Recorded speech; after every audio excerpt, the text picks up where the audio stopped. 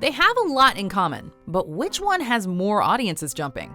Welcome to Watch Mojo, and in this installment of Versus, we'll be pitting The Conjuring against Insidious. Before we begin, we publish new content every day, so be sure to subscribe to our channel and ring the bell to get notified about our latest videos. While they're both horror heavy hitters, in this showdown, we're going to determine which one is more likely to make your skin crawl.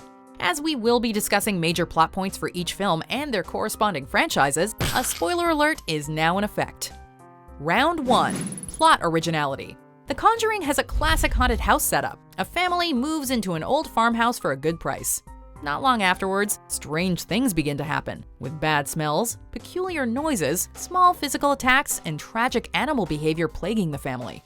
It's creepy but sort of common ground. Who's ever down there? I'm gonna lock you in now!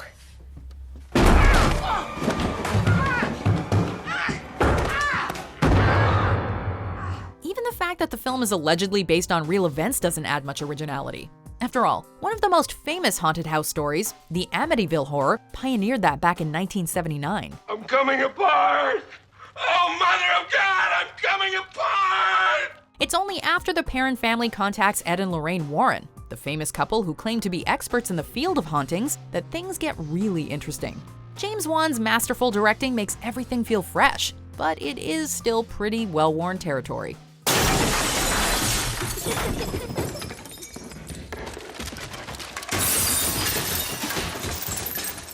Insidious similarly starts off feeling like your standard haunted house story, and not a terribly surprising one at that.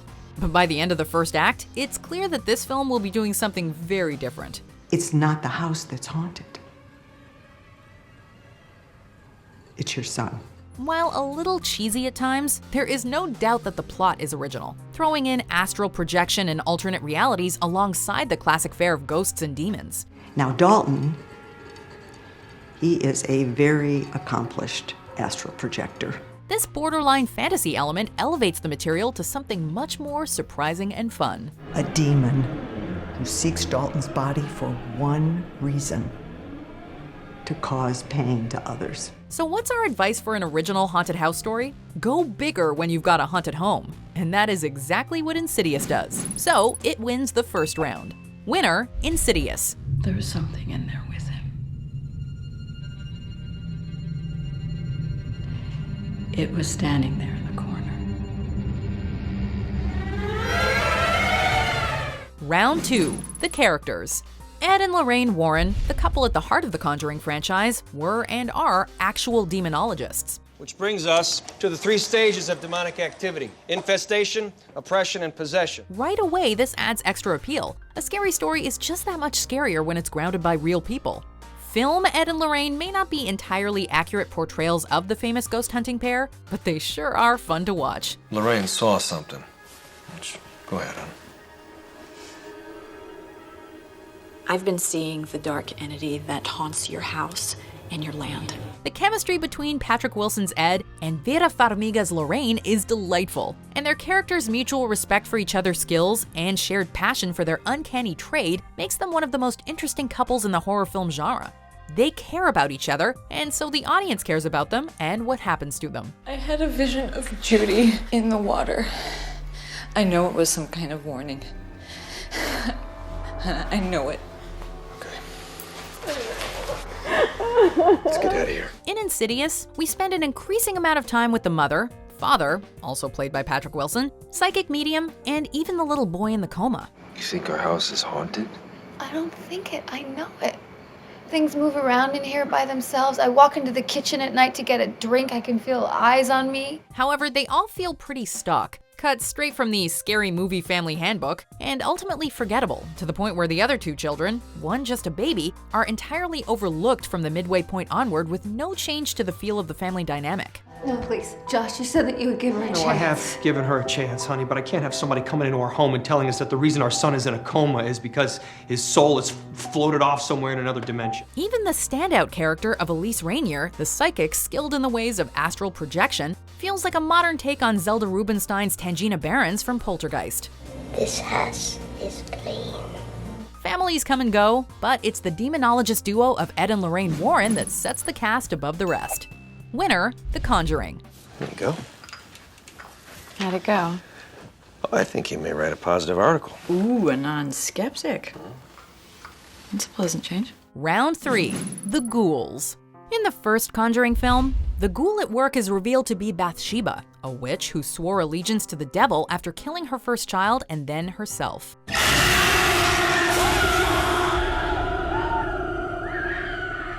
Since her death, she's been terrorizing anyone who's moved onto the property that was once a part of her land. You don't see much of the witch at first, with sounds, described bad smells, and damaged furniture more or less alluding to her presence before the climax. She's already gone. And now you're all gonna die. While a witch is a different take from the usual ghost or demon, her actions and ghostly machinations are pretty standard fare. By the power of God, I condemn you back to hell! In Insidious, there is a whole cavalcade of ghosts jumping up and scaring people or otherwise being spooky jerks. But the standout, of course, is the red-faced demon. I can still hear that voice.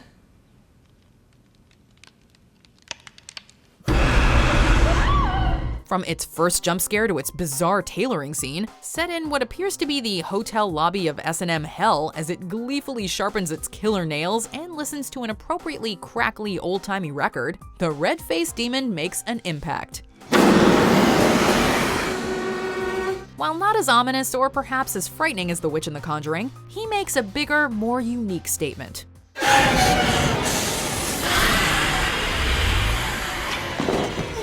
Sometimes a bold new character design can really put new life into an old ghost. We're giving you the win this time, red-faced demon, so please don't hurt us. Winner, Insidious. Round 4, continuing franchise. The Conjuring franchise has expanded considerably since the original film was released in 2013. The 2016 sequel, simply dubbed The Conjuring 2, follows Ed and Lorraine to England to investigate claims of a poltergeist-bedeviled family. Why don't you just leave these people alone? Because this is my house. Side characters and spooks have even gotten their own film treatments, like Annabelle, a creepy doll in the Warrens' care getting her own series of movies, and the sinister nun/demon Valak getting in the habit. See what we did there?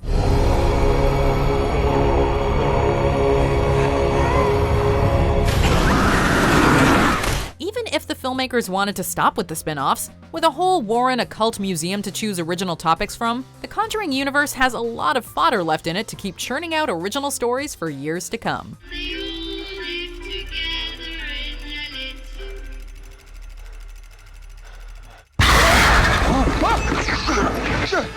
The first Insidious film may have added its own original elements to the demon/haunted house genre, but it's gotten somewhat repetitive.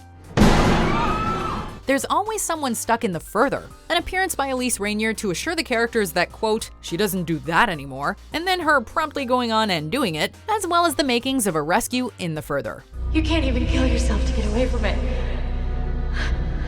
It's okay. You're free now. The first 3 films set themselves up for sequels, with the endings left as open-ended bait to be grabbed by studios. However, as the overarching plot goes along, either forward in sequels or backward in prequels, the concepts begin to wear thin. Recycling ideas and trying to retroactively tie moments from earlier films to later entries to give it a broader sense of continuity, rather than making them feel expanded, tends to take away from any punch the earlier films had.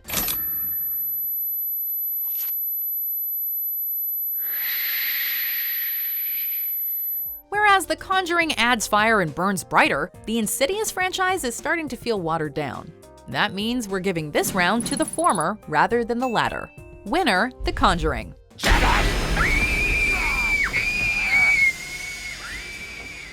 Round 5, the scares. In The Conjuring, the scares are a slow build, with the film employing a lot of good camera work and lighting to give it the feel of a classic 1970s chiller.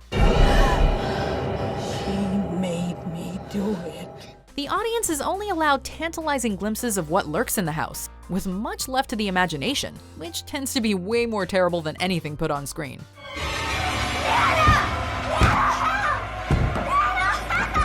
With a ghost/demon potentially waiting in every darkened doorway, the audience is kept on edge while the story is allowed to progress and the characters to develop naturally. Wanna play hide and clap?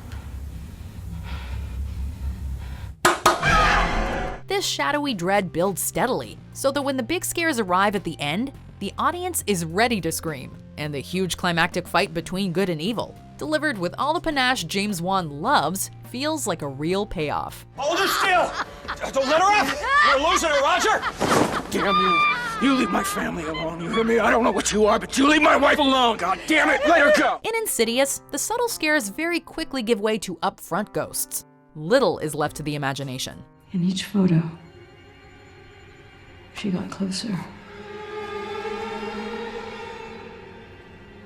And closer. In one scene, a ghost boy, who doesn't really look ghostly at all, literally jumps out of a cupboard. Later, a whole mob of ghosts tries to push their way out of a closet, because nothing stops incorporeal spirits like a wooden door. While the film provides several good jump scares, with so many ghosts on screen, it's no longer surprising.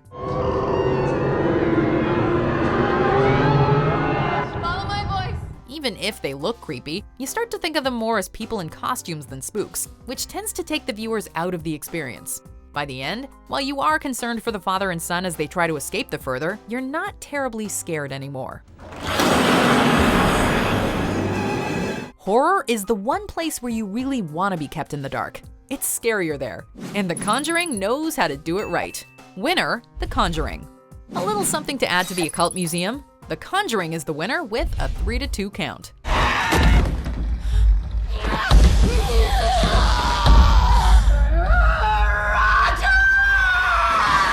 Do you agree with our picks? Check out these other great clips from WatchMojo, and be sure to subscribe and ring the bell to be notified about our latest videos.